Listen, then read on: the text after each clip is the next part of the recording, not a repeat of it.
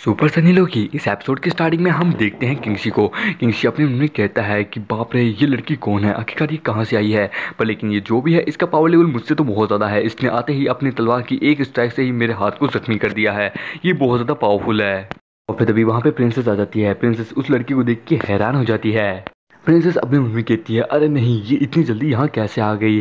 पर लेकिन अब मुझे पता चल गया तो ये इतने सालों से इस विलेज में छुप के अपने आप को कल्टीवेट कर रही थी। इतने साल हो गए पर लेकिन ये बाहर नहीं है। और ये अब आज पता चला है कि ये यहाँ पे इस विलेज के अंदर यहाँ पे रह रही थी। ये प्रिंसेस ताकेशिवा आखिरकार यहाँ छुपी हुई थी। तभी वहाँ पे उस विलेज के लोग भी आ जाते हैं। वो लोग कहते हैं विलेज चीफ फाइनली आप वापस आ गई। वहाँ पे जितने भी बंदे होते हैं वो उस प्रिंसेस ताकेशिवा से मतलब कि अपनी विलेज चीफ से शिकायत करने लगते हैं। वो लोग कहते हैं कि माय लॉर्ड, ये जो लड़का है ये किंगशी, ये बड़ा कमीना है। इसने हम सबको बहुत बुरी तरीके से मारा है। हमारे विलेज में आके इसने हमारे एक बंदे को चैलेंज किया और अब हमें देखो इतनी बुरी तरीके से मारा है। माय लॉर्ड हमें जस्टिस चाहिए। ये सुन के हमारे किंगशी कहता है क्या, यानी ये लड़की इस विलेज की चीफ है। अरे बाप रे, यानी अब तो मैं बहुत बुरी तरीके से फंस चुका हूँ। किंगशी कहता है एक मिनट, ये तो अरे हाँ ये तो वही प्रिंसेस है, प्रिंसेस ताकेशिवा। ये यहाँ मुझे याद है। मैं अपना एक आर्टिफैक्ट लेने गया था तो मैंने इसे देखा था। सर ये यही थी जो कि अपने हस्बैंड के साथ वो सब कुछ करी थी। इसने कहा था इसे बेड के नीचे कुछ अलग ही फीलिंग आ रही है, मतलब फील हो रहा है। अरे नहीं, मुझे यहाँ से जल्द निकलना होगा, इससे पहले इसे पता चले कि वो मैं ही था। अभी प्रिंसेस और तभी हमारा किंगशी कहता है तो आप यहाँ पे आ चुके हैं विलेज चीफ, तो आपने सब कुछ देखा भी, तो ठीक है मेरे लिए यही बेहतर रहेगा कि आप लोग यहाँ पे बातचीत कीजिए। मैं ज़रा यहाँ से निकलता हूँ, मुझे कुछ काम याद आ गया।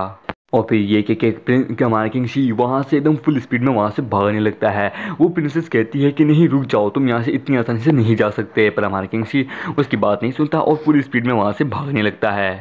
हमारे किंगशी चाहते हुए अपनी मम्मी कहता है मैं पागल थोड़ा हूँ कि मैं उस जैसी प्रिंसेस की बात मान लूंगा और यहाँ रुक जाऊंगा। मुझे मरना नहीं है, मुझे जितना हो सके उतना स्पीड से यहाँ से भागना होगा। और फिर वो अपना मास्क वाला आर्टिफैक्ट भी पहन लेता है। पर लेकिन प्रिंसेस कहती है कि मैंने कहा ना, तुम मेरी इजाज़त के बगैर कहीं नहीं जा सकते। और फिर वो अपनी उसी भारी वाली तलवार से ज़मीन पर एक ज़ोरदार स्ट्राइक मारती है।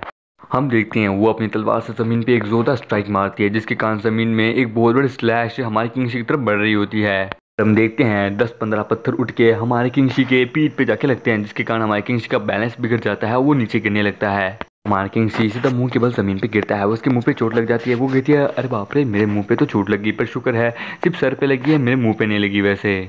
और फिर अभी प्रिंसेस उसके पास आती है। हमारा किंगशी बहुत ज़्यादा घबरा जाता है। पर लेकिन प्रिंसेस उसके पास जो स्टार आर्टिफैक्ट होता है वो मास्क वाला, वो उससे लेती है। वो हमारे किंगशी को गिरेबान से पकड़ लेती है। वो कहती है कि भले ही तुम्हारे पास ये मास्क वाला आर्टिफैक्ट था, पर लेकिन तुम्हें क्या लगा था, क्या मैं तुम्हारे सेंसेस को, तुम्हारे फीलिंग्स को, तुम्हारे फेफड़े से निकलने वाली हवा को महसूस नहीं कर सकती। आई नो तुम इसे पहनने के बाद गायब होकर यहाँ से निकलने वाले थे, पर लेकिन मैंने तुम्हें ढूंढ लिया, अब तुम क्या करोगे। और फिर तभी उसे उस मास्क के अंदर से एक फ्रेगमेंट मिलती है, मतलब कि उसे खुशबू महसूस होने लगती है। वो कहती है ये फ्रेगमेंट, ये खुशबू इस मास्क से निकल रही है। ये मास्क तो बहुत फैमिलियर है, ऐसा लगता है मैं इसे जानती हूँ। ये आखिरकार तुम्हारे पास कहाँ से आया, ये तो उसी बंदे का है। तभी प्रिंसेस कहती है कि यानी इसका मतलब है उस दिन उस रात तुम थे मेरे बेड के नीचे जब मैं अपने हस्बैंड के साथ वो सब कुछ कर रही थी, यानी वो तुम ही थे, क्यों है ना, मैंने एकदम सही पहचाना ना। कहती है यानी जैसा बाप वैसा बेटा है, एकदम वैसे के वैसे ही हो। ये सुन के किंगशी कहता है यानी तुम मुझे जानती हो, मेरे फादर को भी। फिर तभी वहाँ पे विलेज के लोग भी आने लगते हैं। वो लोग कहते हैं प्रिंसेस इसे जाने मत देना, इसे पकड़ के रखना। वो लोग कहते हैं प्रिंसेस हमें जस्टिस चाहिए, इसने हमें बेफिजूल का ही इतना बहुत बुरी तरीके से मारा है, जिसके लिए कम से कम इससे मेडिकल फीस तो वसूल करवाओ। कम से कम हमारा जो दवाई का जो खर्चा है, मेडिकल का जो फीस है, वो तो कम से कम इसके हाथ से निकलवाओ, उससे तो हमारा थोड़ा बजट बचेगा। ये सुन के किंगशी अपने जेब में से बहुत सारे स्पिरिट स्टोन निकालता है। वो कहता तो मैंने कब मना किया, मैं तो देने के लिए तैयार हूँ, बस तुम लोग मुझे जाने नहीं दे रहे। ये लो मैं तुम लोगों को बहुत सारे स्पिरिट स्टोन देता हूँ एज अ मेडिकल फीस के रूप में। वो सारे के सारे उस स्पिरिट स्टोन को लेने के बाद वो खुश होते हैं। वो लोग कहते हैं ठीक है, इतने में काम चल जाएगा। और फिर वो प्रिंसेस से अपना मास्क मांगता है कि मुझे मेरा मास्क अभी कभी वापस दो। पर लेकिन तभी वहाँ पे वो सीनियर टियान आ जाता है, जो कि उस चैंग के साथ था, उसका साथी। वो आते ही कहता है प्रिंसेस रुक जाइए, इसे इतनी आसानी से जाने मत दीजिएगा। वो कहता है प्रिंसेस इसने मुझसे मेरी तलवार छीन ली है, मैं चाहता हूँ कि आप इसे सजा दे, इसे यहीं के ये मार दे और मुझे मेरी तलवार जिता दें, मुझे मेरी तलवार चाहिए अभी के भी। वो उसे एक थप्पड़ मारती है और फिर उस पर ही चिल्लाती है। वो कहती है क्या कहा, मैं तुम्हारी तलवार दिलाऊं, आखिरकार ये सारी जिम्मेदारी तुम्हारी है, सारी रिस्पॉन्सिबिलिटी तुम्हारी है। तुमने ही अपनी तलवार को अपनी इस गैमलिंग में लगाया था अपनी फाइट पे, और मैंने खुद देखा तुम हार चुके थे। उल्टा मैंने तो सिर्फ तुम्हारी जान बचाई है, किंगशी तुम्हें जान से ना मार दे उसके लिए।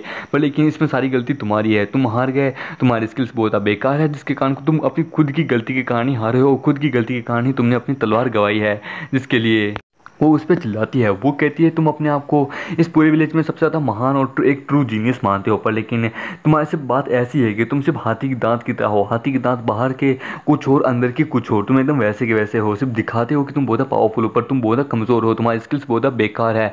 तुम एक 5 साल के छोटे बच्चे से भी हार जाते हो और कहते हो कि तुम एक ट्रू जीनियस हो। तुम बस अपने आप को सिर्फ नाम का सीनियर कहते हो, पर आता जाता तुम्हें कुछ नहीं है। इसलिए मैं तुम्हें सज़ा सुनाती हूँ कि तुम 10 साल से अब 10 साल तक तुम विलेज से बाहर नहीं निकलोगे और 10 साल तक अपने आप को कल्टीवेशन सेकुलेशन में रखोगे, अपने आप को सेकुलेशन कल्टीवेट करोगे, समझे ना। और 10 साल तक ना कोई मिलेगा ना तुम कहीं जाओगे। ये सुन के उसका तो सर ही फट जाता है। वो कहता है क्या क्या आपने मुझे क्या कहा, मुझे 10 साल तक अब विलेज में ही रहना होगा, यानी मैं अपनी तलवार भी मुझे नहीं मिलेगी और मुझे 10 साल तक अकेले रह के कल्टीवेट करना होगा। प्लीज़ माय लॉर्ड इतनी बड़ी सज़ा मुझे मत दीजिए। वो वहाँ पे सर पटकने लगता है। वो कहता है माय लॉर्ड प्लीज़ मुझे इतनी बड़ी सज़ा मत दीजिए, प्लीज़ इससे अच्छा आप मुझे मार दीजिए, मैं अपनी तलवार के बगैर नहीं रह सकता, प्लीज़ मुझे माफ़ कर दीजिए। उसके लोग कहते हैं कि यार हमारे टियान के साथ तो बड़ा बुरा हुआ, और ये सब कुछ किंगशी भी देख रहा होता है।